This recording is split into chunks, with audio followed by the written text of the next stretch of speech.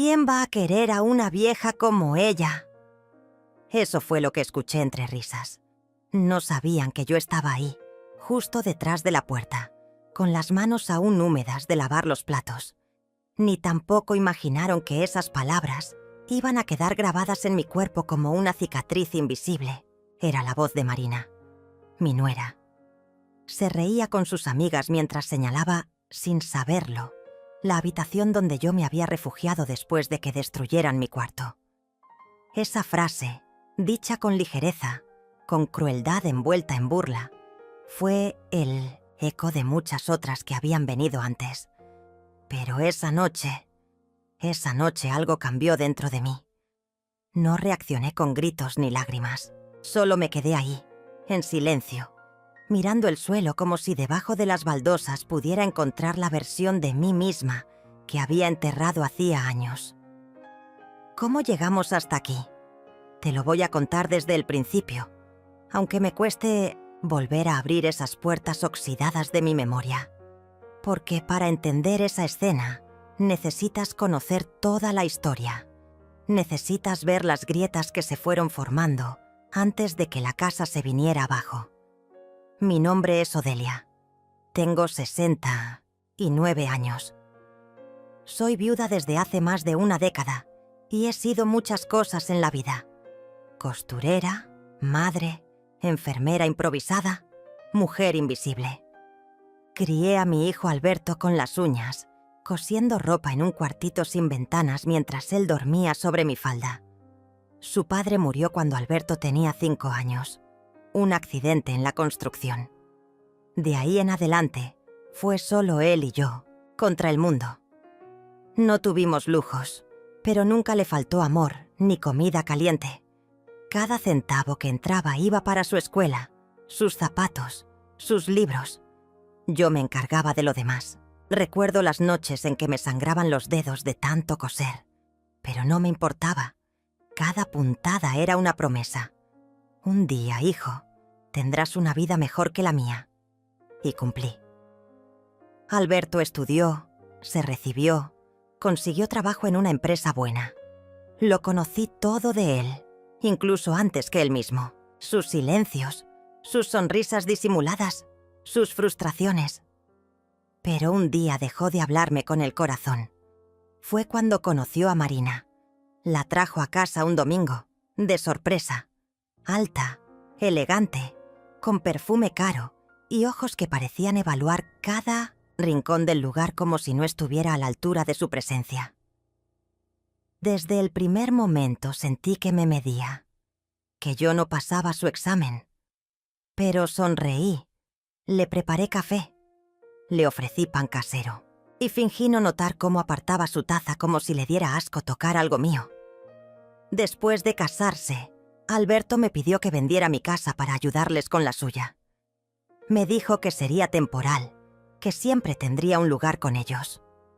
Confié, firmé los papeles, entregué las llaves, guardé mis recuerdos en cajas y me mudé con ellos, pensando que empezaba un nuevo capítulo en familia. Al principio todo parecía funcionar.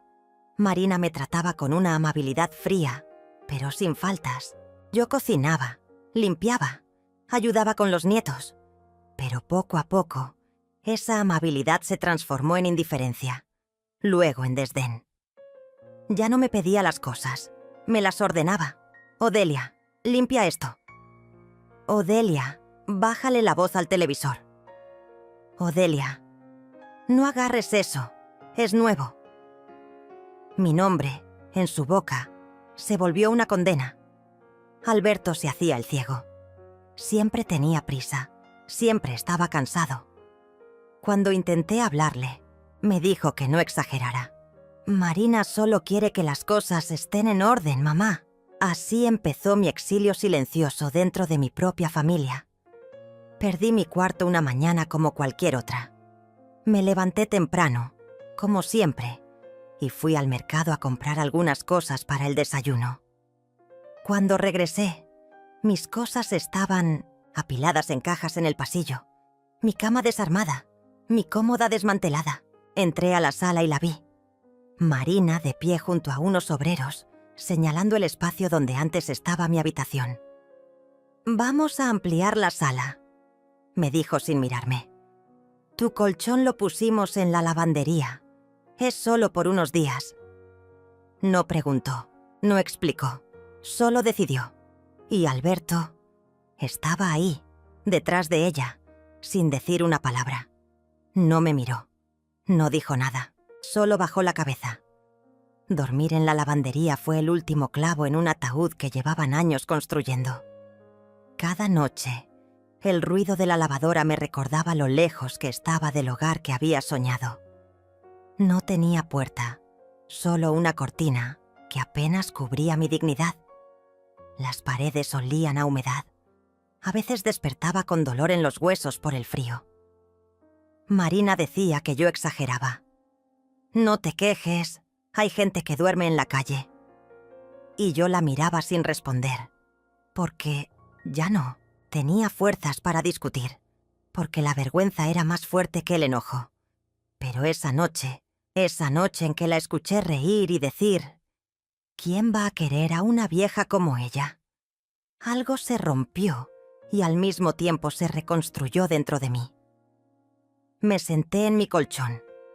Apagué la luz. Me quedé en silencio un buen rato. Y entonces tomé el celular viejo que guardaba escondido entre mis cosas. Había un contacto guardado ahí, un nombre que no borré nunca: Félix. Habíamos coincidido en la panadería del barrio hacía casi un año. Fue una conversación breve, accidental. Me preguntó si todavía hacían los bizcochos de antes. Nos reímos. Me dijo que había sido mi vecino en otro tiempo, antes de mudarse al norte. Intercambiamos números. Me escribió un par de veces, siempre con respeto, con ternura. Yo nunca le conté mi situación. Me daba vergüenza, pero esa noche le escribí. Solo puse una frase: «Si todavía querés venir por mí, estoy lista». Y lo que pasó después, ni en mis sueños más salvajes lo hubiera imaginado. Pero eso te lo contaré después. No dormí esa noche. Me quedé sentada en el borde del colchón, escuchando el zumbido constante del refrigerador de la lavandería, que parecía burlarse de mi vigilia. Cada tanto, los pasos de Marina resonaban en el pasillo como si patrullara un territorio que consideraba suyo. A las 3 de la madrugada me llegó la respuesta. Un simple: «Estoy en camino». Mi corazón dio un brinco. Me temblaban las manos. Después de tantos años de silencio, de resignación, de aceptar sin chistar todo lo que me imponían, había pronunciado un basta, aunque fuera en voz baja. Pero era mío, mío. La madrugada se estiraba como un hilo frío y tenso. No sabía si debía empacar algo, si debía cambiarme, si debía maquillarme el rostro envejecido que el espejo me devolvía cada mañana. Pero no, me senté. Esperé. No quise ensayar nada. No quise planear ni inventar excusas. Esa noche no era para excusas. Era para mí. A las 6 de la mañana, escuché el portón. Un coche se detuvo justo frente a la casa. No uno cualquiera. Era negro, brillante, largo, elegante. De esos que yo solo veía pasar desde la ventana, cuando aún tenía una.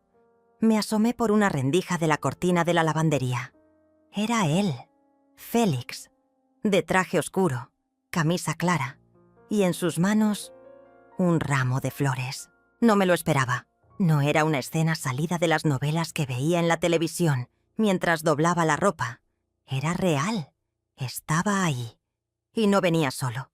Venía con una certeza en la mirada que me desarmó, con una sonrisa suave, como si ya supiera todo lo que había vivido. Salí con pasos inseguros. Marina estaba en la cocina con su taza de café cuando me vio pasar. Me detuvo con la mirada. «¿A dónde vas tan temprano?», preguntó, sin ocultar el fastidio. No respondí. No tenía sentido. Alberto bajaba por las escaleras cuando abrí la puerta principal. Y allí, en el umbral, con el sol de la mañana pintando la escena de oro, estaba Félix, con su ramo y algo más. Una cajita, pequeña, abierta. Dentro, una alianza. El silencio se hizo espeso. Marina apareció detrás de mí, con la taza aún en la mano, como si la escena fuera una ofensa personal. Alberto frunció el ceño. «¿Qué significa esto, mamá?», dijo. Y por primera vez en mucho tiempo, lo miré de frente. «Significa que no soy una carga, que merezco respeto, que todavía hay quien me ve con amor, no con lástima ni desprecio». Félix no dijo nada. Solo me extendió las flores, y yo las tomé. Marina soltó una risa ahogada. «¿Y te vas a ir así? ¿Con un desconocido que aparece con flores como si esto fuera una telenovela barata?» Su voz era veneno puro. Pero no me afectó, porque ya no estaba bajo su techo emocional, porque la jaula se había roto. Sí, me voy así, con alguien que me ve, que me escucha, que no me manda a dormir entre trapos sucios y detergente. Esa fue mi respuesta. Clara, simple, letal. Dejé mis pocas pertenencias. No quería llevar nada que hubiera sido tocado por el desprecio. Solo tomé una bolsa con algunos papeles y mi dignidad, que por fin volvía a mí. Subí al coche sin mirar atrás. Y mientras el motor arrancaba, sentí que algo dentro de mí, algo viejo, se despegaba como una costra curada. No era venganza, era libertad. Pero todo esto, este acto final de una mujer invisible que se niega a morir antes de tiempo, solo tiene sentido si te cuento qué hubo antes. Porque para llegar a ese instante en que una flor derrota a una burla, tuve que pasar por muchos inviernos. Así que volvamos, si me permites, a cuando todo empezó a pudrirse por dentro. Después de mudarme con ellos, los primeros meses me aferré a la idea de que era temporal, que Marina estaba estresada, que Alberto necesitaba tiempo para adaptarse. Me decía a mí misma que era normal, que las familias modernas eran distintas, pero la verdad era otra. Yo sobraba. Empezaron por pequeñas cosas. Marina olvidaba servirme el desayuno cuando ella cocinaba. Compraba productos que sabía que no podía comer, y cuando yo lo mencionaba me respondía: «Entonces cómprate tú lo tuyo». Yo no tenía ingresos. Había vendido mi casa para ayudarles, y con eso compraron el terreno donde construyeron la suya. Pero ese detalle lo omitían cuando hablaban de sus logros. Los nietos al principio me adoraban. Me buscaban para que les contara cuentos, para que les cosiera muñecos de trapo, para que les cantara esas canciones que yo misma le cantaba a Alberto de pequeño. Pero Marina empezó a poner barreras. «No le hagas caso a la abuela, eso es de viejos. No la molesten, que está cansada». Me fui quedando sola incluso dentro de los afectos. Y Alberto, cada vez más ausente. Recuerdo una noche en que me senté con él. Quise hablarle, decirle cómo me sentía. Esperé a que Marina se fuera al gimnasio y me armé de valor. «Hijo, yo no me siento bien aquí. Me cuesta respirar. Me siento un estorbo». Él suspiró. Ni siquiera levantó la vista del celular. «Mamá, no empieces con dramas. Tienes un techo, comida, estás con tu familia. No hagas que me arrepienta de haberte traído». Esa última frase me dejó sin aire. Me arrepienta, como si yo fuera una carga maldita, como si mi presencia fuera un castigo autoimpuesto. Después de eso, dejé de hablar. Empecé a hacerme chiquita, a moverme sin hacer ruido, a no encender luces, a no reír fuerte, a desaparecer sin irme. Me convertí en una sombra útil. Cocinaba, lavaba, planchaba y dormía en la lavandería como un perro viejo que nadie quiere, pero tampoco echa. Marina empezó a traer amigas con más frecuencia. Se reían fuerte. Hablaban de viajes, de ropa de marca, de lo agotador que era cargar con los suegros. Yo las escuchaba desde mi rincón, mordiendo la lengua. Un día, una de ellas dijo: ¿y todavía la tienes ahí? Yo a la mía la mandé a un geriátrico de lujo. Se lo cree un resort. Y Marina contestó: ¿y tú crees que esta se deja? Se hace la mártir, pero ya encontraré la forma. Ese día supe que mi tiempo allí tenía fecha de caducidad, pero no esperaba que fuera tan pronto. La demolición de mi cuarto fue la declaración de guerra, una decisión unánime entre dos personas a quienes yo había dado todo. No había conversación, solo órdenes, pero no sabían que mientras ellos planeaban ampliaciones, yo tejía otra cosa. Una red de silencio, sí, pero también de resistencia. Mi conversación con Félix, aunque esporádica, había sido un refugio. Me contaba de sus caminatas por el parque, de sus nietos, de su perro que ya no podía ver bien, pero aún lo seguía a todos lados. Yo le contaba poco. Me daba vergüenza, pero él, con paciencia, fue desenterrando en mí algo que creía perdido: la sensación de ser valiosa.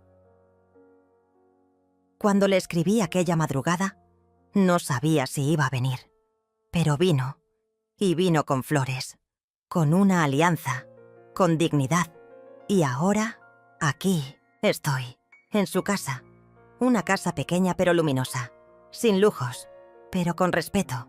Hoy desayunamos pan casero y café caliente. Me preguntó si quería pintar mi cuarto como me gustara. Le dije que sí, y elegí el color lavanda. Pero todavía me despierto en la madrugada, esperando oír el zumbido de la lavadora.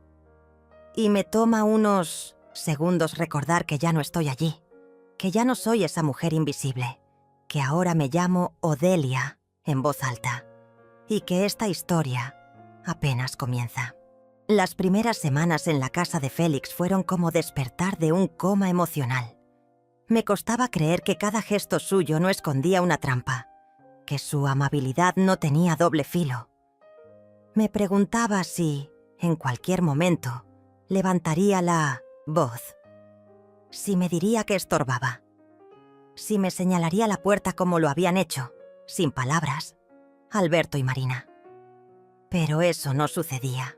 Cada mañana encontraba una taza limpia sobre la mesa y un ¿dormiste bien, Odelia? Sincero. Cada tarde, una conversación pausada. Cada noche, silencio respetuoso. No era un paraíso, pero era paz. Y sin embargo yo seguía rota, porque el cuerpo puede mudarse, pero el alma tarda en cambiar de casa. Me sorprendía lavando los platos con apuro, como si tuviera que justificar mi presencia. Me levantaba a las 6 aunque no hiciera falta. Me ofrecía a limpiar cosas que ya estaban limpias. Félix me detenía con suavidad. No estás aquí para servir, estás para vivir. Pero, ¿cómo se vive cuando llevas años sobreviviendo? Una tarde, mientras él estaba en el jardín regando las plantas, me senté frente al espejo del dormitorio. Me miré como quien observa a una desconocida. Las arrugas eran profundas, sí, pero lo que más me golpeó fue la mirada. Había algo opaco en mis ojos, como si todavía no hubieran entendido que ya no vivía entre trapos y cajas de detergente. Me peiné despacio. Busqué entre mis cosas un pañuelo color vino que hacía años no usaba. Me lo até al cuello. Y por un instante vi un reflejo de la Odelia que fui. No la madre. No la suegra. La mujer. Esa noche Félix me propuso salir a caminar. Fuimos al parque del barrio.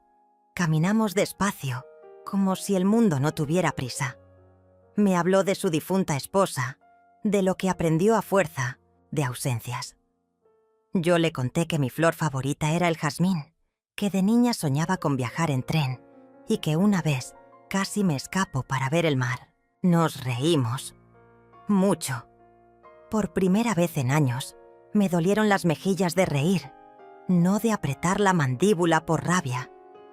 Pero la vida, esa maestra impiedosa, no deja que una mujer como yo recupere el aliento tan fácilmente. A los pocos días, Marina me escribió. Un mensaje seco. Tenemos que hablar. Es urgente. Dudé. No quería volver a verla, pero el corazón de madre es débil y torpe. Acepté encontrarme con ella en una cafetería. Fui sola. Félix me pidió acompañarme, pero le dije que no. Quería enfrentarla sin bastones. La vi sentada en una mesa al fondo. Maquillada, impecable, como siempre. Me acerqué. Ni siquiera se levantó. ¿Y ahora qué? ¿Vienes a alardear con tu noviecito? Empezó cruzando los brazos. No respondí. Mi mamá se enteró de que te fuiste. Está indignada. Dice que lo que hiciste fue una vergüenza. Me quedé en silencio. Alberto está muy afectado. Dice que no puede creer que hayas elegido largarte así, sin avisar. Esa última parte me arrancó una risa amarga. ¿Avisar? ¿Y tú me avisaste cuando mandaste a destruir mi cuarto para agrandar tu sala? ¿Me consultaron alguna vez sobre algo en esa casa? Marina chasqueó la lengua. Tú exageras. Siempre fuiste dramática. Y no vine a discutir. Vine a decirte que vamos a vender la casa. Ya no tiene sentido mantenerla tan grande. Pensábamos que quizás podías contribuir con tu parte de la inversión inicial, ya sabes, para que todo quede limpio. La frialdad de sus palabras me heló. No porque quisiera quedarme con algo, sino por la desfachatez de pedir mi dinero cuando me habían tratado como una intrusa. Me levanté sin responder. Dejé el café intacto y me fui. Al llegar a casa, Félix me esperaba con 2 entradas para una función de teatro local. Dicen que es buena y que hay café con medialunas en el intermedio. Acepté, porque a veces la única respuesta a la mezquindad es la vida misma. Las semanas pasaron. Me animé a tomar clases de bordado en el centro cultural del barrio. Conocí a otras mujeres de mi edad, algunas con historias aún más duras, otras que nunca se casaron y vivieron libres. Compartíamos el silencio de las agujas y las risas en el café. Empecé a escribir pequeños textos, recuerdos, pensamientos. Félix me animaba. Me decía que tenía voz y que era hora de usarla. Pero la sombra de mi pasado volvió a cruzarse en el camino. Una noche, Alberto apareció en la casa de Félix, sin avisar. Llamó a la puerta con insistencia. Yo estaba sola. Félix había salido a comprar pan. Abrí. Mi hijo me miró como si no me reconociera. «Mamá, ¿podemos hablar?», dijo con un tono que no supe descifrar. Asentí. Se sentó en la sala. No tocó el vaso de agua que le ofrecí. «No vine a pelear, solo... No entiendo qué pasó. Un día estabas con nosotros y al otro te vas con un desconocido. La abuela no para de criticarme. Dice que soy un mal hijo». Lo miré fijamente. «¿Y tú qué piensas, Alberto?». Bajó la vista. «No sé, tal vez no supe hacerlo mejor». Marina... Ella tiene un carácter difícil, pero no era nuestra intención hacerte sentir mal. Reí, esta vez sin ironía. No era su intención, pero lo lograron. Se hizo un silencio largo. «¿Y ahora qué vas a hacer?», preguntó. «Voy a vivir», respondí. Se levantó. No me abrazó, pero sus ojos se llenaron de una humedad que no quiso mostrar. «Cuídate, mamá», dijo antes de irse. Y lo vi marcharse con una mezcla de tristeza y alivio. Félix regresó con el pan caliente y el aroma llenó la casa. Esa noche cenamos en silencio. Pero era un silencio distinto. Uno que no pesaba, que no juzgaba. Era simplemente paz. Una madrugada, mientras el viento golpeaba las ventanas, tuve un sueño. Estaba en la vieja casa, pero ya no era oscura. Había flores por todas partes, jazmines. Marina y Alberto estaban allí, pero eran pequeños, como cuando eran niños. Me sonreían, me llamaban, y yo, en lugar de correr hacia ellos, me daba vuelta. Caminaba hacia una estación de tren y subía, sin mirar atrás. Me desperté con lágrimas, pero no de dolor. Era un llanto limpio, de cierre. Al día siguiente fui con Félix al centro. Me compré una libreta nueva y una lapicera. Empecé a escribir mi historia, desde el principio, como te la estoy contando ahora, porque descubrí que hay muchas mujeres como yo, invisibles, silenciosas, pero llenas de vida por dentro. Y si mi historia sirve para que una de ellas diga «basta», entonces habrá valido la pena. Desde que comencé a escribir en esa libreta azul, algo dentro de mí empezó a moverse como una semilla que despierta bajo la tierra tras años de invierno. Cada palabra que dejaba en el papel era una piedra menos en la espalda. No escribía con intención literaria, ni con la esperanza de publicar un libro. Escribía porque por primera vez en mucho tiempo sentía que mi voz importaba, que no estaba hecha solo para aconsejar, callar, aguantar. Me sentaba todas las tardes junto a la ventana, mientras el sol caía sobre el rosal del jardín, y escribía. A veces lloraba mientras lo hacía, otras veces me reía de recuerdos que creía olvidados. Félix leía algunas páginas cuando yo se lo permitía, y siempre decía lo mismo. «Tienes un don, Odelia, y también tienes una historia que puede tocar a muchas». Yo me encogía de hombros. No pensaba en eso, pero sus palabras se me quedaban grabadas como una semilla más. Un día, mientras bordábamos en el centro cultural, una de las mujeres del grupo, Rosario, me preguntó si podía leer lo que yo escribía. Dudé. Era algo tan íntimo, pero algo en su mirada, en ese modo de pedírmelo como quien pide ayuda, me hizo asentir. Le presté un cuaderno. Al día siguiente, Rosario me abrazó al llegar. Lloraba. «Me vi en tus palabras», me dijo. «Tú contaste lo que yo nunca pude decirle a nadie». Y ahí lo supe. Mi historia no era solo mía, era de muchas. Fue entonces cuando Félix me habló de un proyecto que tenía en mente desde hacía tiempo. «Quiero abrir un café cultural», me dijo una tarde, mientras compartíamos un té con pan de anís. Un espacio donde la gente mayor pueda venir a compartir, leer, escuchar música, sentirse viva. Pero no quiero hacerlo solo. Quiero que tú estés conmigo, que seas el corazón del lugar. Me quedé muda. Nadie me había ofrecido ser parte de algo así. Ser algo más que un relleno, una ayuda silenciosa. ¿Y qué haría yo?, pregunté, incrédula. Él sonrió. «Lo que ya haces. Escribir, escuchar, inspirar. Puedes dar talleres, leer tus textos, acompañar a otras. Eres más fuerte de lo que crees, Odelia». La idea me asustó, pero también me hizo latir el pecho como hacía tiempo no sentía. Y sin pensarlo demasiado, acepté. Comenzamos a buscar un local. No teníamos mucho dinero, pero Félix conocía a varias personas del barrio que querían colaborar. Conseguimos un espacio pequeño pero acogedor, con una gran vidriera y un patio interior lleno de macetas. Pintamos las paredes, restauramos los muebles, y poco a poco, el lugar fue tomando forma. Lo llamamos Alas, porque eso era lo que queríamos dar.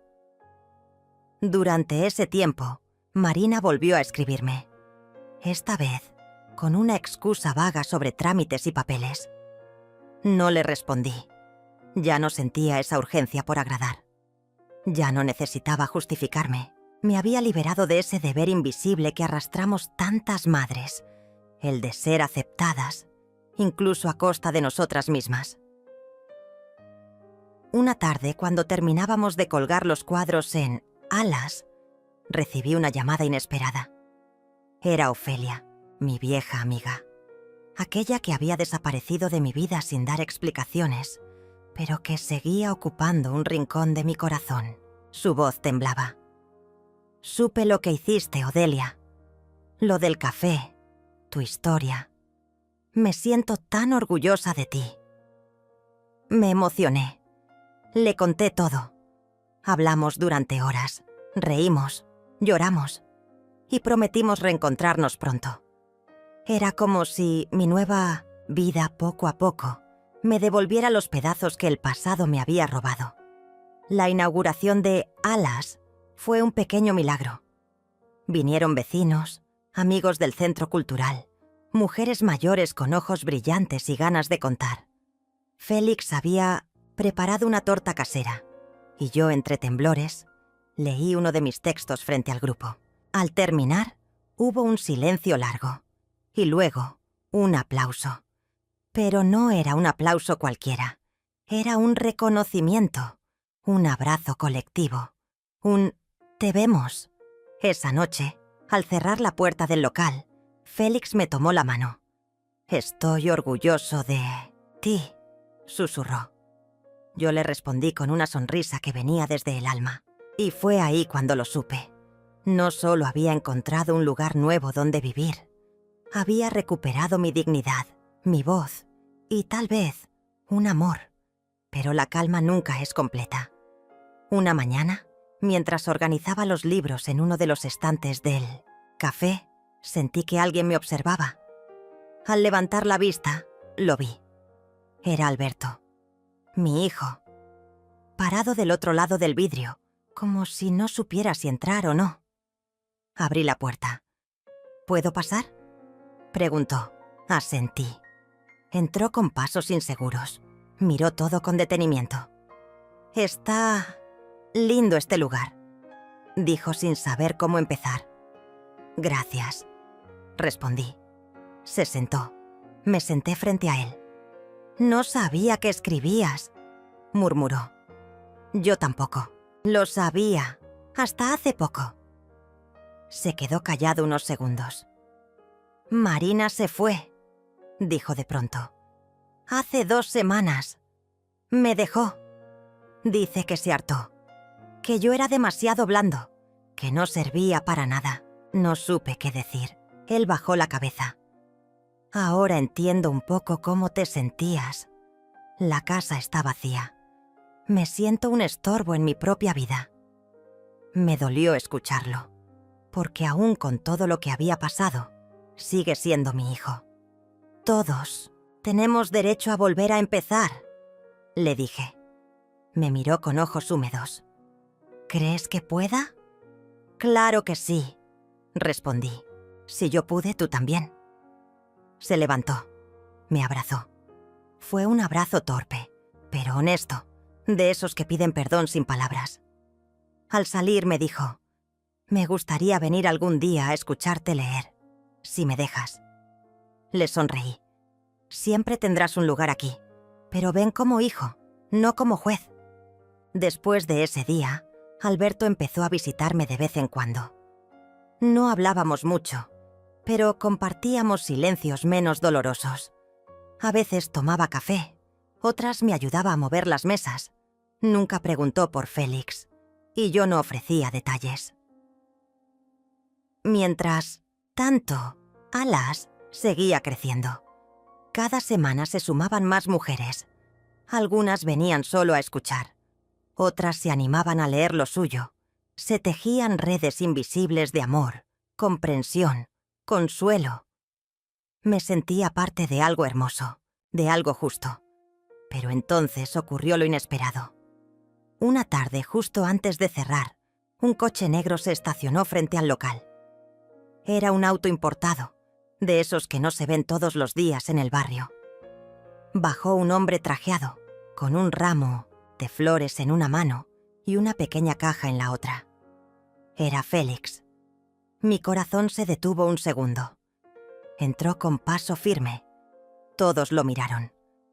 Algunas mujeres se cubrieron la boca, emocionadas. Se acercó a mí. Me tomó las manos. «Odelia», dijo con voz clara, «has transformado mi vida.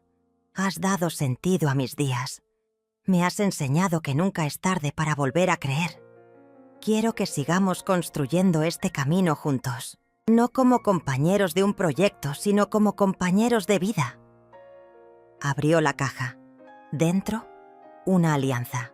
No de oro caro, ni brillantes, pero hermosa, sencilla, real. No te pido que respondas ahora. Solo quiero que sepas que te elijo, todos los días, aun cuando dudes, aun cuando tiemble. Y me entregó las flores. Las mujeres aplaudieron. Yo temblaba. No supe qué decir, pero mis ojos lo dijeron todo. Y entonces recordé aquel día, en casa de Marina, cuando me arrinconaron en una lavandería como si mi vida valiera menos que un sillón nuevo. Y ahora, frente a mí, un hombre me ofrecía amor, respeto, futuro. Ese día entendí que todo mi dolor había sido el precio de mi renacimiento. Y todavía faltaba lo mejor por venir. Acepté la propuesta de Félix una semana después. No por impulso, ni por necesidad, sino porque algo dentro de mí lo pedía con una calma que nunca antes había sentido. A esa altura de la vida, no se elige desde el deseo adolescente, ni desde la desesperación de la costumbre. Se elige desde la paz. Y eso era exactamente lo que él me daba. Una paz que no anulaba las emociones, sino que las ordenaba, les daba lugar. La primera vez que le puse el anillo, mis manos temblaban. No por miedo, sino por gratitud. No hicimos una gran fiesta, pero sí organizamos una pequeña reunión en Alas. Decoramos con flores silvestres y guirnaldas de papel hechas por las mujeres del grupo. Había risas, abrazos y mucha ternura en el aire. Félix me tomó de la mano frente a todos y, sin discursos grandilocuentes, dijo: «Gracias por enseñarme que nunca es tarde para amar de verdad». Y yo, apenas con lágrimas en los ojos, respondí: «Gracias por recordarme que aún puedo ser elegida». Aquel momento fue como sellar un ciclo que me costó una vida entera transitar, pero yo sabía que la vida real seguía y que incluso en los días más hermosos, el pasado no desaparece, solo se reacomoda. Y lo comprobé muy pronto. Un domingo por la tarde, mientras regaba las plantas del patio, escuché el timbre. Era Alberto. Esta vez no venía solo. Detrás de él, con lentes oscuros y rostro pétreo, venía Marina. Me congelé, no por miedo, sino por sorpresa. «¿Podemos pasar?», preguntó él, con la voz más suave de lo habitual. Asentí y los hice entrar a la sala. Marina no dijo palabra. Se quedó de pie, mirando todo con ojos que intentaban ocultar su incomodidad. Alberto carraspeó: «Queríamos hablar contigo». «¿Sobre qué?», pregunté manteniendo la compostura. «Sobre lo que pasó, sobre cómo se dieron las cosas y sobre mamá». Me sorprendió que usara esa palabra. Durante años apenas me llamaba vos. Era como si de pronto recordara que yo no era solo una presencia funcional en su vida, sino su madre. «Escucho», dije. Él me contó que tras la ida de Marina, las cosas en su vida se derrumbaron más rápido de lo que imaginó. Que perdió su empleo, que la casa se le hizo un sitio inhabitable y que por primera vez entendía lo que era sentirse solo de verdad. Marina, por su parte, parecía no querer hablar, pero en un momento se quitó los lentes y me miró directamente. «Me equivoqué», dijo. «Te traté como si fueras un estorbo, cuando en realidad eras el sostén silencioso de esa casa». «No», respondí de inmediato. Había un nudo en mi garganta, pero no de dolor, sino de una mezcla extraña entre justicia y alivio. Todos nos equivocamos, dije, pero no todos reconocen sus errores. Gracias por venir. Marina bajó la mirada. No espero que me perdones, murmuró. Solo quería decirte que lo siento.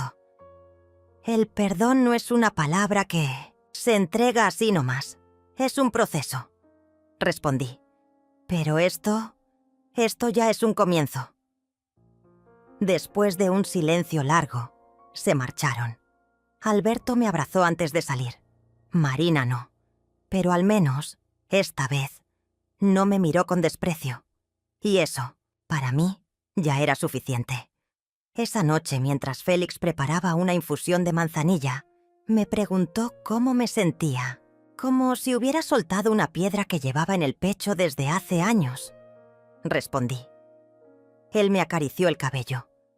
Te lo merecías. Los días en Alas seguían siendo un bálsamo. Cada tarde, el lugar se llenaba de voces, historias, canciones. Comenzamos a recibir visitas de otros barrios. Mujeres que viajaban 2, 3 colectivos solo para sentarse allí, tomar un café y sentir que no estaban solas. Una de ellas, Graciela, me contó una tarde. Yo venía con la idea de quitarme la vida. Pensaba que ya no tenía sentido. Pero te escuché leer tu historia en un video que subieron a internet y pensé, si ella pudo, tal vez yo también. Me quedé muda. A veces no somos conscientes del impacto que tenemos, de cómo nuestras cicatrices pueden ser luz para otros. Fue Félix quien tuvo la idea de grabar nuestras lecturas. No es para hacerte famosa, me dijo riendo. Es para que más mujeres como tú se animen a hablar. Comenzamos con el celular de él. Luego, un joven del barrio, que estudiaba cine, nos ayudó a filmar con mejor calidad.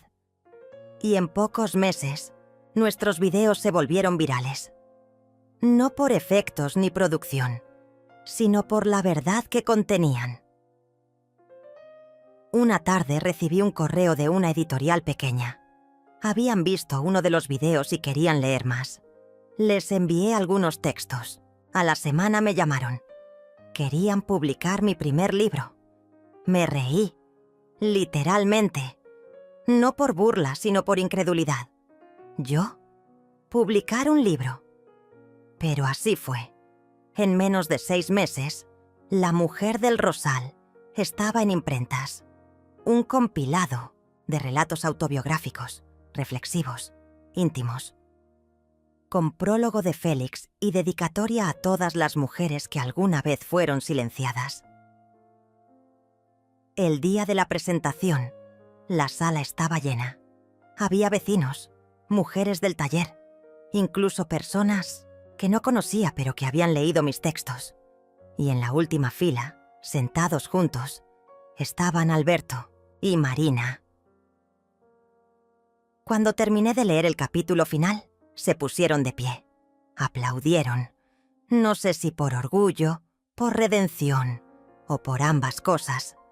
Pero sus rostros no eran los mismos, y los míos tampoco.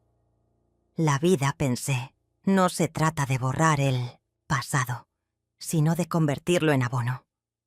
De usar lo que dolió para hacer florecer algo nuevo. Una mañana, mientras desayunábamos con Félix, recibí una llamada inesperada. Era del municipio. Habían oído hablar de Alas y querían proponerme coordinar una red de espacios similares en otros barrios. Me quedé en silencio. Era demasiado para procesar. Félix me tomó la mano. No estás sola, Odelia. Lo que sembraste, ahora da frutos. Acepté. Empezamos a recorrer otros barrios, a formar nuevos grupos, a capacitar a mujeres que, como yo, alguna vez creyeron que ya no tenían nada por dar. Cada lugar era un espejo, un eco, una posibilidad. Y entonces ocurrió algo que nunca imaginé. Un periodista de un canal nacional vino a hacerme una entrevista. Conté mi historia. Hablé de Félix, de Alas, de la lavandería donde alguna vez dormí por decisión ajena. Y sin dar nombres, mencioné a quienes me habían querido apagar. La entrevista se viralizó, y con eso llegaron más correos, más cartas, más mujeres que se atrevían a hablar. Una de esas cartas me llegó desde lejos, de un hogar de ancianos en otra provincia. Era de una mujer llamada Ernestina. Tenía 83 años. Me contaba que su familia la había dejado allí hacía una década, sin visitas, sin llamadas. Pero que alguien le había mostrado mi entrevista y por primera vez en años sintió que valía la pena seguir viviendo. Te escuché, Odelia, y sentí que hablabas por mí, por todas. Lloré al leerla, porque entendí que mi historia ya no era mía, era de muchas. Y eso no tiene precio. Pero así como la luz llega, también vuelve la sombra. Un día, saliendo del local, vi a Marina esperándome en la esquina. Me acerqué, curiosa. «¿Qué haces aquí?», pregunté. Ella me miró con los ojos rojos. «Necesito decirte algo. Algo que callé por años». Su voz temblaba.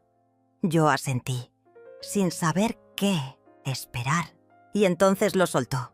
Lo que me dijo cambiaría todo. Marina me miró como si el peso de los años cayera de golpe sobre sus hombros. Por primera vez desde que la conocí, su expresión no era altiva, ni seca, ni desafiante. Era la de una mujer rota, atrapada en sus propias decisiones. Nos sentamos en un banco de la plaza, bajo un árbol que ya comenzaba a soltar sus hojas secas. El viento acariciaba las ramas con una calma que contrastaba con la tensión que se apoderaba de su cuerpo. Ella respiró hondo, bajó la vista y comenzó. Cuando conocí a Alberto, yo venía de un fracaso enorme. Había dejado una relación en la que me sentí humillada, usada. Llegué a él buscando refugio, pero también buscando una especie de venganza con el mundo. Quería un lugar seguro, pero también alguien a quien manipular para no volver a sentirme vulnerable. Hizo una pausa. Y lo vi a él, tan necesitado de aprobación, tan deseoso de ser querido. No me costó nada envolverlo. Sus ojos se llenaron de lágrimas. Pero cuando me habló de ti, de su madre, algo en mí se encendió. Un rechazo visceral. No sé si fue envidia o miedo.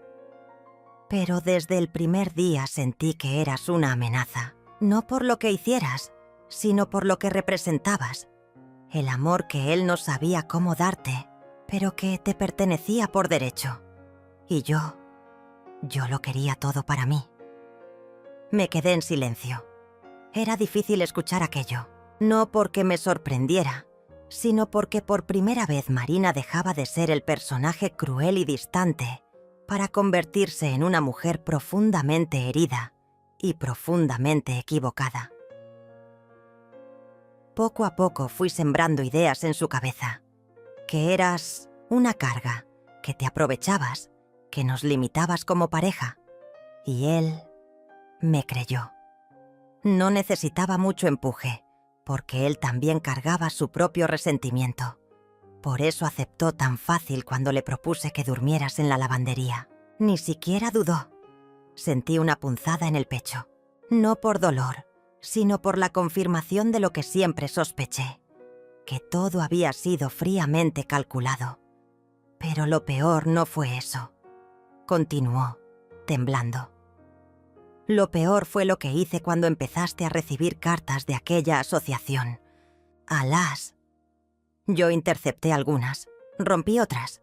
No quería que te vincularas con nadie. Me aterraba que encontrases fuerza en otro lugar, que alguien te devolviera la voz. Por eso me encargué de silenciarte desde cada ángulo posible. Mi estómago se revolvió. No sabía si gritar, llorar o levantarme e irme. Pero me quedé. Un día, sin embargo, vi una carta que se me cayó del bolso y que tú recogiste antes de que pudiera detenerte. Y ahí supe que todo estaba a punto de desmoronarse. Cuando noté que comenzabas a cambiar, que salías más, que te arreglabas, que sonreías, me di cuenta de que te había subestimado. Mucho. Suspiró como si con cada palabra soltara una cadena. No vine a pedir perdón. Sé que hay cosas que no se borran. Pero sí vine a decirte que te admiro, que lograste algo que ni yo, con toda mi frialdad y mi control, pude conseguir jamás. Respeto. El respeto de quienes te rodean, de ti misma, y ahora, el mío. No supe qué decir. Nos quedamos en silencio largo rato. Luego se levantó, me dio un apretón leve en el brazo y se fue. Aquella noche no pude dormir. Recordé cada humillación, cada palabra venenosa, cada noche en que lloré en silencio, mientras el ruido de la televisión encubría mi llanto. Pero también recordé cada paso que di para salir de ahí, cada mujer que me tendió la mano, cada risa compartida en alas. No podía cambiar el pasado, pero sí podía honrar lo que había hecho con él. A la mañana siguiente, Félix me encontró en la cocina, preparando pan casero. Me abrazó por detrás y me susurró: «Hueles a hogar». Le sonreí, sin contarle aún lo que había pasado. No por ocultárselo, sino porque necesitaba digerirlo a solas. Esa semana fue extrañamente serena, como si después de una gran tormenta, todo volviera a su lugar. Recibí la visita de Lidia, una vecina que solía verme desde la ventana cuando salía a trabajar. Me trajo un frasco de mermelada y una carta. En ella me decía que su madre la había abandonado de niña y que al leer mi libro sintió que había recuperado algo de esa ternura perdida. «Te leo todas las noches antes de dormir», escribió. «Y cada palabra tuya me arropa como una manta en invierno». Esas cosas, pequeñas en apariencia, eran para mí monumentales, porque mostraban que el eco de una voz recuperada puede llegar a rincones donde ni una madre ni un abrazo pudieron llegar antes. Comenzaron a llegar invitaciones para dar charlas. Universidades, centros culturales, incluso grupos religiosos. No por ser académica ni escritora profesional, sino porque hablaba desde la verdad. La gente necesitaba eso. Palabras vivas, cicatrices abiertas que no daban lástima, sino coraje. En una de esas charlas, conocí a una mujer llamada Ernestina, no la del hogar de ancianos, sino otra, que me dijo algo que me quedó grabado. «Tu historia me enseñó que el silencio también puede ser violencia, pero que romperlo puede ser libertad». Y entonces decidí que quería hacer algo más, algo que consolidara todo lo que había vivido. Comencé a diseñar un programa de mentoría para mujeres mayores de 50 que quisieran emprender, aprender un oficio o simplemente recuperar la confianza. Le pusimos Raíces Vivas y se volvió un movimiento. Recorrimos ferias, armamos stands, vendimos artesanías hechas por las participantes y con lo recaudado creamos becas para las que quisieran volver a estudiar. Algunas aprendieron carpintería, otras jardinería, una, incluso, se recibió de técnica en computación. La primera vez que vi a una de ellas recibir su diploma, lloré como una niña, porque entendí que no estaba sola, que ya no era solo Odelia reconstruyéndose, sino una red entera de mujeres renaciendo desde el fondo. Pero justo cuando todo parecía estar en su mejor momento, ocurrió algo que me sacudió el alma. Félix comenzó a toser con más frecuencia. Al principio pensamos que era una gripe, pero luego vino la fiebre, la fatiga, la pérdida de peso. Lo convencí de ir al médico, y los estudios no tardaron en llegar. Un tumor en el pulmón derecho. Avanzado. Me desplomé, literalmente. Sentí que el suelo se abría. No podía perderlo. No ahora. No cuando recién empezábamos a vivir de verdad. Él, en cambio, lo tomó con una calma que me desconcertó. He vivido más desde que te conocí que en todos mis años anteriores juntos, me dijo. Y si este es mi final, que sea con vos al lado. Luchamos juntos, quimios, hospitales, noches sin dormir. Pero él no perdió la sonrisa. Quiero que sigas con lo nuestro, con alas, con raíces. Prométeme que no vas a frenar. Se lo prometí, aunque en el fondo, una parte de mí sabía que cumplir esa promesa sería el mayor desafío de mi vida. Una noche, mientras llovía y las gotas golpeaban los vidrios como pequeños tambores del destino, Félix me tomó la mano y dijo: «Cuando yo ya no esté, quiero que vuelvas a plantar el rosal del fondo, ese que arrancaron cuando destruyeron tu cuarto. Quiero que vuelva a florecer». No dije nada, solo asentí, con el alma en un hilo. Semanas después, Félix partió, en paz, con una sonrisa, como si supiera que su misión en mi vida había sido cumplida. Y yo me quedé con un vacío que dolía, pero que no era oscuridad, era amor. Y fue ese amor el que me empujó a hacer lo que vino después. Pasaron los días, y la ausencia de Félix se sentía como una sombra suave pero constante.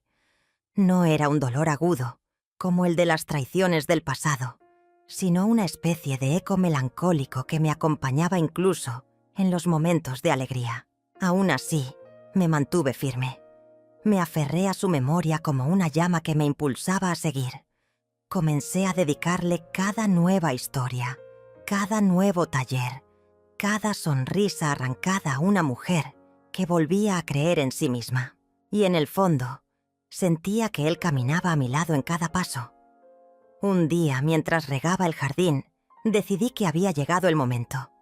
Tomé una pala, fui al fondo de la casa y busqué el lugar exacto donde una vez estuvo aquel rosal que tanto amaba, el que fue arrancado sin miramientos cuando destruyeron mi cuarto para ampliar la sala de estar.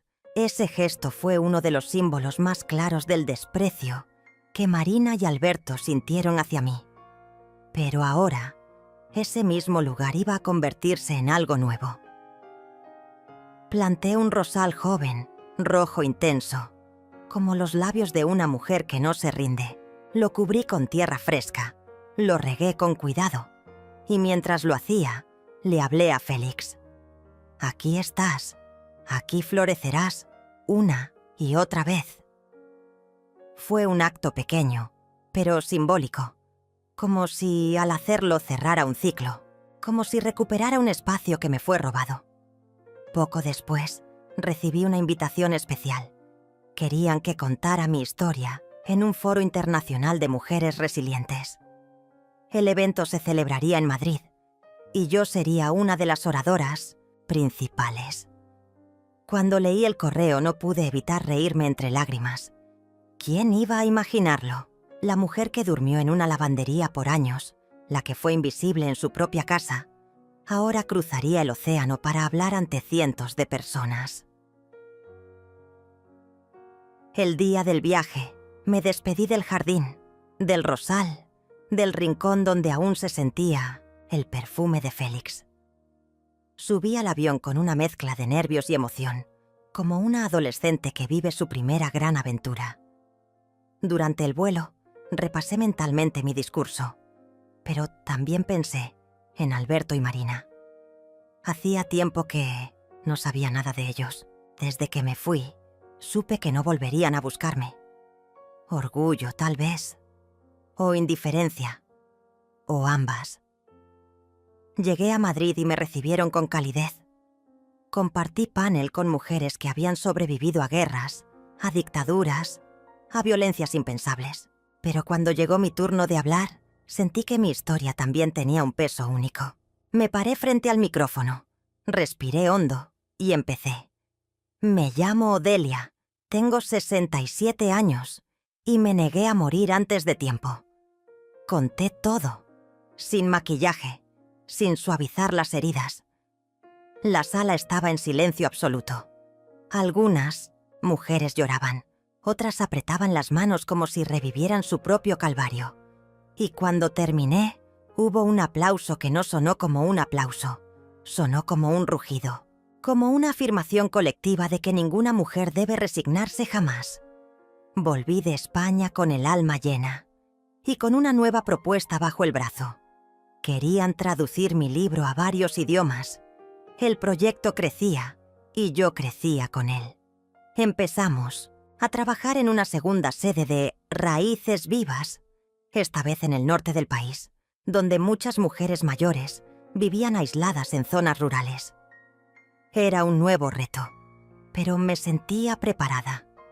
Un día, mientras organizábamos un taller de tejido, recibí una llamada inesperada. Era Marina. «Odelia», su voz temblaba. «Necesito verte. Es urgente». Me quedé helada. Desde que me fui, Marina y yo no habíamos vuelto a cruzar palabra. Ella no me escribió, yo tampoco.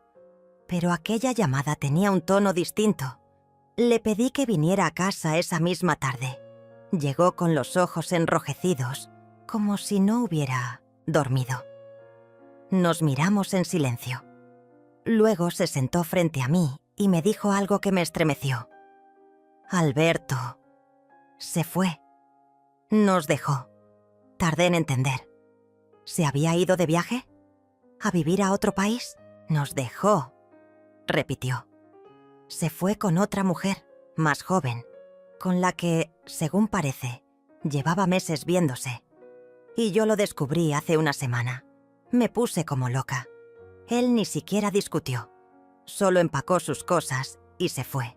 Mi mente tardó en procesar la información. Alberto, ese hijo que me condenó al olvido, ahora huía de su propio castillo de mentira. Era irónico. Él, que me expulsó de mi hogar, ahora escapaba de lo que había construido. «Estoy fuera de mí», continuó. «Marina, me encerré en la casa, no quise ver a nadie. Destrocé fotos, ropa, incluso quemé algunas cosas en el patio. Perdí la razón. La imagen era brutal, pero no me sorprendía, porque cuando todo lo que posees es fachada, el derrumbe se vuelve inevitable». «¿Y ahora qué buscas?», le pregunté con calma. Ella bajó la vista. «No lo sé. No vengo a pedirte nada. Solo no tenía otro lugar donde ir». En ese momento comprendí que había ganado. No porque ella estuviera destruida, sino porque yo ya no necesitaba vengarme. No quería verla arrastrarse. No quería verla suplicar. Solo quería seguir en paz. «Puedes sentarte», le dije, y lo hizo, en silencio. Pasamos horas sin decir nada, hasta que, al anochecer, se levantó y se fue, sin más, como si solo necesitara saber que aún quedaba un lugar donde no la odiaran. Esa noche planté otro rosal, esta vez blanco, en honor al perdón. Los primeros días con Marina bajo mi techo fueron como caminar sobre cristales. Compartíamos el mismo espacio, pero no la misma atmósfera. Ella se refugiaba en el cuarto de huéspedes, salía solo para comer un poco o usar el baño, y luego volvía a esconderse tras esa puerta que apenas cerraba, como si necesitara dejar una rendija por donde entrar el perdón, o al menos la dignidad que aún le quedaba. No hablábamos, no nos mirábamos. Yo seguía con mi rutina, con mis talleres, mis caminatas matutinas, mis tardes en el jardín. Pero había una sombra nueva en la casa. No era hostil, pero tampoco inocente. Era el peso de lo no dicho, de los años que nos habíamos robado mutuamente sin admitirlo. Una mañana, mientras preparaba café, escuché su voz detrás de mí. No era un susurro ni una exigencia. Era una pregunta desnuda. «¿Por qué no me odias?». Me giré despacio. Estaba de pie, con los ojos hinchados y el cabello recogido sin cuidado, como si la pregunta la hubiera despertado más que cualquier alarma. «Porque no quiero cargar con eso», le respondí. «Porque el odio es una cárcel y yo ya estuve presa demasiado tiempo». No dijo nada. Se quedó allí, como si mis palabras no fueran lo que esperaba, pero tampoco le resultaran ajenas. Pasaron los días. Marina comenzó a moverse un poco más por la casa. Lavaba su plato, barría la galería. Una tarde incluso me ayudó a regar las plantas sin que se lo pidiera. No hablábamos mucho, pero algo en el ambiente empezaba a cambiar. Ya no era una intrusa, era una presencia incómoda, sí, pero humana, dolida, desnuda. Un jueves, mientras preparaba los materiales para un taller de escritura terapéutica que daríamos el fin de semana, Marina se sentó frente a mí en la mesa. Me miró con una mezcla de vergüenza y valentía. ¿Siempre hiciste esto?, preguntó. ¿El taller? No. Escuchar a otras mujeres, darles espacio, sostenerlas. Pensé un momento antes de responder. No. Antes ni siquiera me sostenía a mí misma. Asintió como si eso la aliviara. Como si saber que no nací fuerte la acercara un poco más a mí. Ese sábado Marina me acompañó al taller. No participó. Solo observó desde un rincón. Pero vi cómo sus ojos se humedecían al escuchar a una mujer contar cómo escapó de un matrimonio de 30 años donde nunca la llamaron por su nombre. Solo mujer. O a otra, que a los 70 decidió estudiar enfermería y cuidar a otros en vez de esperar a que alguien la cuidara a ella. Cuando terminó la sesión, Marina no dijo nada. Pero en el camino de regreso, en el auto, soltó un suspiro largo, casi doloroso. Nunca me sentí parte de algo. Siempre fingí que sí, pero no lo era. No contesté. No hacía falta. Esa noche, mientras cenábamos en silencio, Marina dejó el tenedor en el plato y dijo con voz temblorosa: «Gracias por no echarme». Levanté la vista. «No, hice nada por ti, lo hice por mí. No quiero convertirme en lo que me hicieron ser». Una lágrima le cayó al lado del vaso. No la limpió. Día a día las conversaciones se hicieron más largas, más honestas. Hablamos de Alberto, de cómo se había convertido en alguien que complacía a todos, menos a sí mismo. De cómo Marina siempre sintió que debía competir, primero con su madre, luego con el mundo. De cómo se había endurecido para que nadie viera cuánto miedo tenía. Un atardecer, sentadas en la galería con un té entre las manos, me miró con los ojos rojos, pero serenos. «Yo fui cruel contigo, y lo sabía. Lo hacía con conciencia. No tengo excusas. Solo me queda pedirte perdón, aunque no lo merezca». La observé en silencio. A veces, el perdón no se da. Se deja crecer como una semilla. Veremos si florece. No esperó más palabras, solo asintió. Y nos quedamos así, viendo cómo el sol desaparecía detrás de las copas de los árboles. Al día siguiente me ayudó a ordenar libros para una donación. Luego se ofreció a cocinar. Preparó una sopa con el mismo cuidado que antes reservaba para una cena elegante. Pero esta vez no había invitados que impresionar. Solo 2 mujeres intentando empezar de nuevo, sin saber muy bien cómo. Una mañana me pidió acompañarme al vivero. No pregunté por qué. Solo la llevé. Caminamos entre plantas, rosas, lavandas y madreselvas. De pronto se detuvo frente a un rosal blanco. «¿Crees que uno puede volver a empezar desde cero?» «No, pero uno puede seguir desde donde está, que es distinto», lo compró. Esa tarde, juntas, lo plantamos en el jardín, cerca del primero que planté tras la muerte de Félix. «¿Tiene nombre?», pregunté. «Perdón», dijo. No dije nada. Solo acaricié la tierra con los dedos y dejé que el silencio hiciera su trabajo. Las semanas pasaron. Marina seguía en casa, pero ya no como huésped. Incómoda. Participaba de los talleres. A veces daba ideas. Se acercaba a las mujeres mayores sin esa necesidad de controlarlo todo. Las escuchaba, aprendía, y en su mirada había algo nuevo. No alegría, no aún, pero sí presencia, como si al fin estuviera en su propia vida.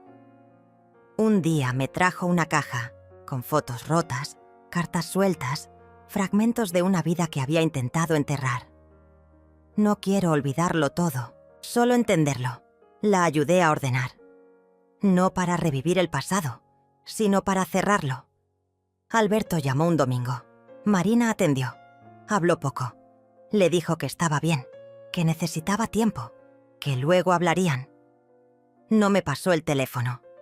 Y yo tampoco. Lo pedí. No era el momento. Aún no. Esa noche ella preparó té y trajo 2 mantas. ¿Te importa si nos sentamos afuera? Nos sentamos. Miramos las estrellas. Escuchamos los grillos. El jardín olía a vida. ¿Sabes?, dijo. Siempre pensé que tenías algo que yo no. Por eso te odiaba. Pero ahora entiendo que no era envidia. Era miedo. Miedo a ser como tú y descubrir que estaba vacía por dentro. Suspiré. No estás vacía. Solo estás en obra.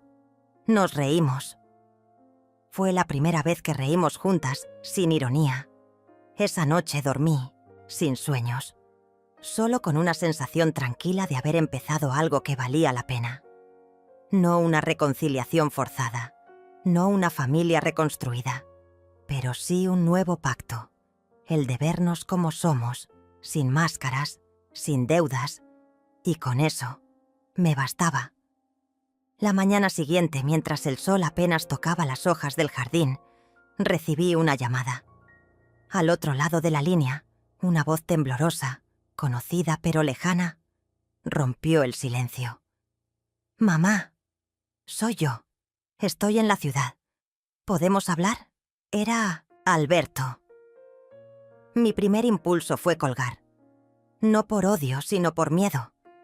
Miedo a reabrir heridas que apenas habían empezado a sanar.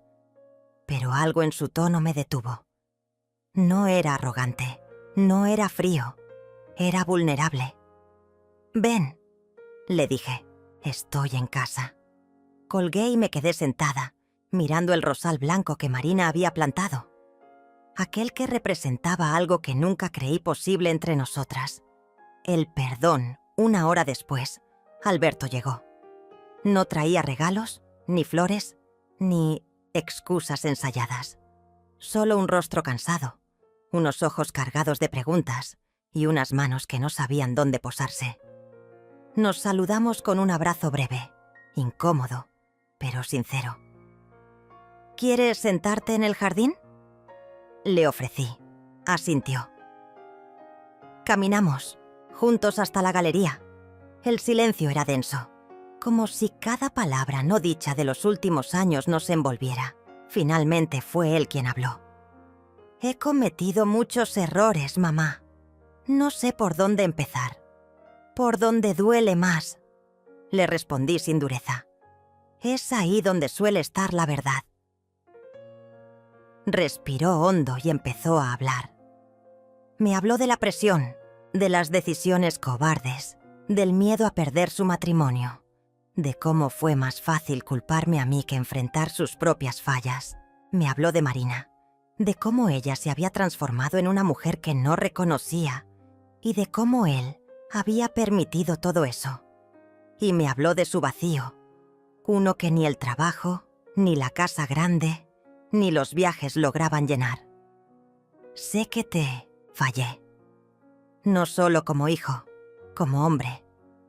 No supe protegerte, no supe escucharte, y ahora solo quiero que me digas si todavía tengo un lugar aquí, en tu vida, en tu corazón.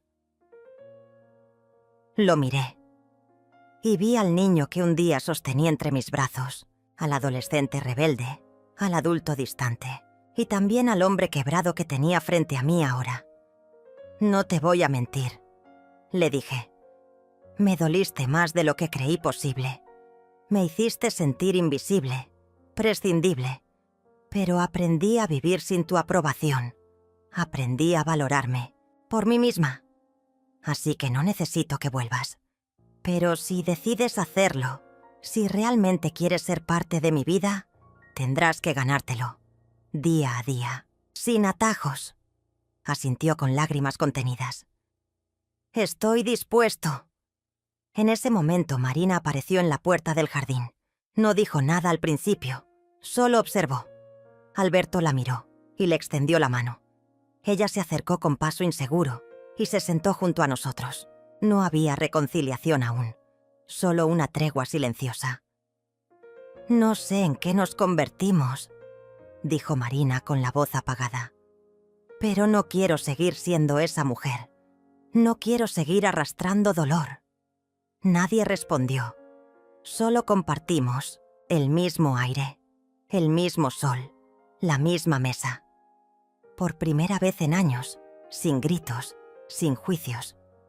Pasamos la tarde hablando poco, bebiendo té de jazmín, viendo cómo el viento movía las hojas del rosal blanco.